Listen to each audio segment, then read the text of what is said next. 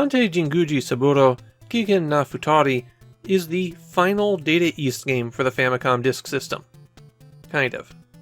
The reason it's kind of is because this is only the first half of the game. This is the only time that a publisher other than Nintendo made a 2-disc game for the Disk System.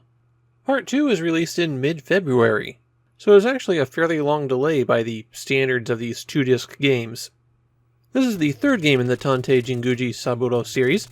The first was for the Disk System, but the second game was a Famicom cartridge. So the 8-bit hard-boiled detective is coming home for this one. The plot this time involves Jinguuji getting invited to a motorcycle race by his assistant Yoko.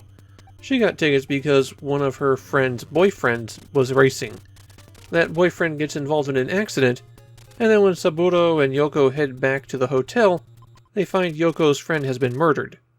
And what's the point in being a hard-boiled detective if you can't solve a murder? This game uses the standard menu interface for adventure games where you pick out a verb, and then pick out what you're going to do that to.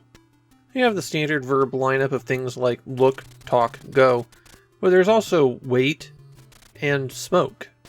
Just don't smoke in a hospital, unless you need to get the attention of a nurse. Something I have to point out here are the absolutely insane loading screens. When I'm editing these videos, I often cut around loading. Having just about anything on the screen is better than Japanese text telling you to wait. But in Kiken na Futari, anytime you change locations, you have to go through a loading screen. And naturally, there's a lot of running around, going to one place, asking someone about a particular fact, and then running to someone else to ask them about the new information you gained from that. If you got the loading, the game would probably be half as long. The mystery setup here isn't too bad. You quickly work out that the room where you found Yoko's friend's body wasn't the room that you thought it was, and one of the motorcycles that was involved in the accident in the race is missing.